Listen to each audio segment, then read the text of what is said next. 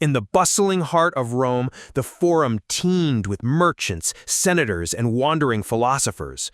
Marble columns glistened under the midday sun, while the voices of orators rose above the din. Amid the crowd moved Lucius Marcellus, a young senator burdened by a secret scroll hidden beneath his toga.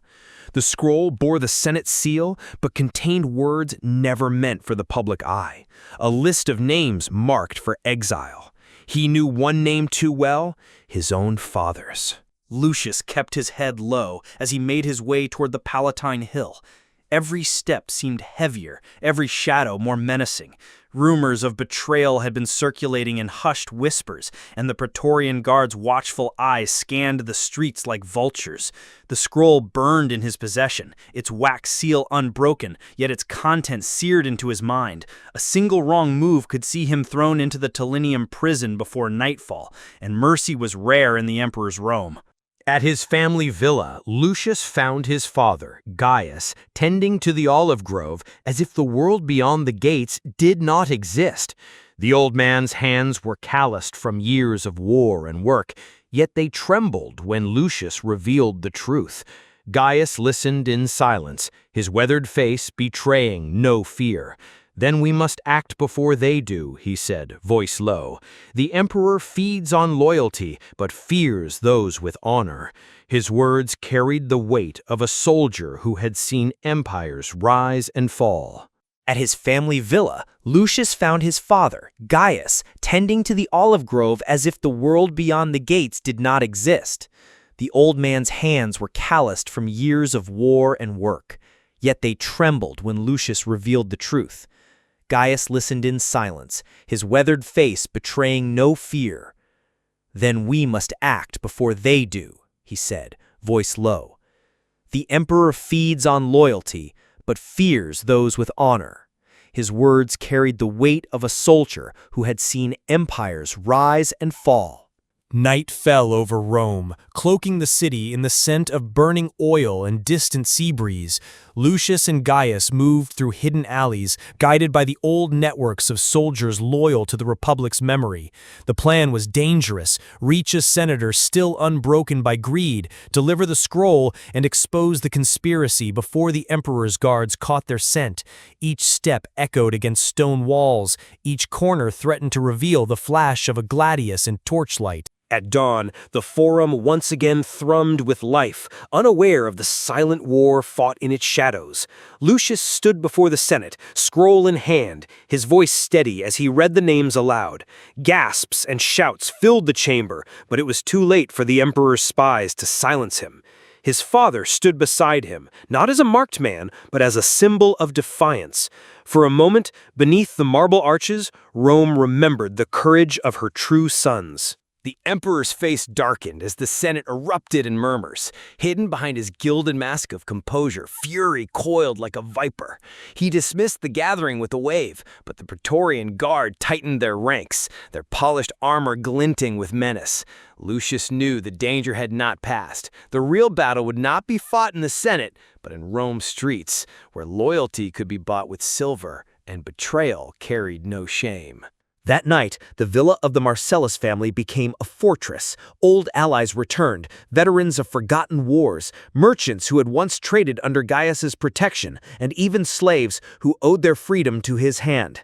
Oil lamps flickered across the courtyard, casting long shadows that seemed to listen. "They will come before sunrise," Gaius warned. "The emperor cannot let this insult breathe."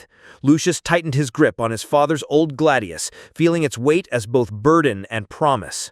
The attack came as predicted. A wave of armored men moving like shadows through the olive groves. Steel clashed in the moonlight, the air thick with the smell of sweat and iron. Lucius fought fiercely, each strike fueled by the thought of losing his father. Gaius, despite his age, moved with the precision of a seasoned commander, barking orders that turned the villa's courtyard into a killing ground. Yet, for every foe they struck down, more poured through the gates. When the first light of dawn crept over the horizon, the groves were littered with the fallen. Blood stained the earth, mingling with crushed olives. Lucius, battered and breathing hard, stood beside his father amid the wreckage. The enemy had been driven back, but the cost was heavy. Too many friends lay still, their service repaid only in sacrifice. Gaius placed a hand on his son's shoulder, eyes heavy with sorrow.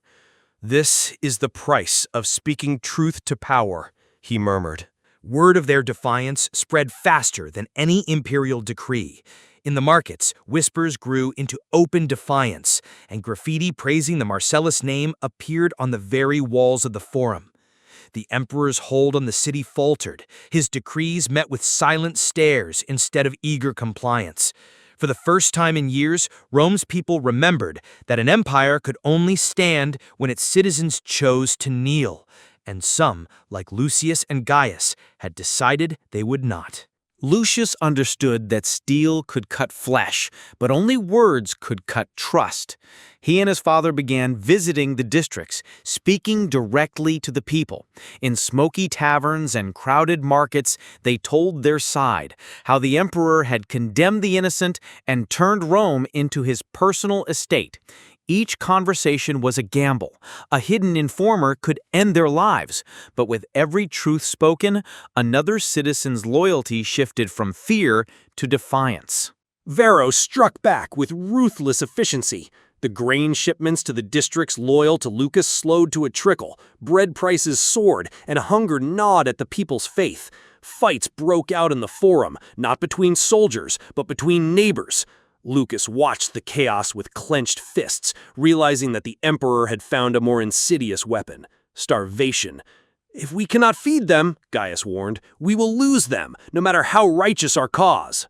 Determined to counter the emperor's cruelty, Lucius sought out the coastal traders in Ostia, offering him his family's lands in exchange for grain. The risk was enormous. A single betrayal and the Praetorians would intercept the shipment, yet the deal was struck. And under the cover of a storm, carts laden with grain rolled into Rome. Crowds gathered, their cheers echoing down the narrow streets. For the first time in weeks, hope tasted like fresh bread. The emperor, furious at this defiance, declared Lucius and Gaius enemies of the state. A bounty was placed on their heads so large that even friends could be tempted. But by now, their cause had taken root in the hearts of many. The people hid them, fed them, and shielded them from soldiers. In the dark corners of Rome, a quiet truth spread that courage, once lit, could not be extinguished even by the might of an emperor. The bounty posters failed to break the people's loyalty. Instead, they became symbols of defiance, torn down and burned in the streets. Lucius and Gaius moved constantly, never sleeping in the same place twice. In the dim corners of taverns, citizens whispered coded phrases, marking safe houses with chalk symbols. The emperor's frustration grew. Every day the fugitives eluded him. Every night their legends swelled. Rome itself seemed to guard them, like a city unwilling to betray its sons. One evening, in a candlelit cellar beneath a baker shop, Lucius met with leaders from across the city, smiths, sailors, even former guards who had deserted. Plans were laid for something far bolder than speeches or survival. They would seize the grain warehouses and distribute food openly, breaking the emperor's stranglehold. The risk was immense, but hunger had already made the people desperate. Gaius, though wary, nodded. "If we feed them again, they will fight for themselves." The plan unfolded at dawn. Disguised as laborers, Lucius and his allies infiltrated the grain district. At a shouted signal, hidden fighters poured in, overpowering the small imperial guard detachment. Gates swung open and crowds surged forward, not to loot, but to take only what they needed. Bread was broken and shared in the streets, laughter replacing the sound of soldiers' boots. For a few hours, the emperor's power meant nothing. Rome belonged to its people again.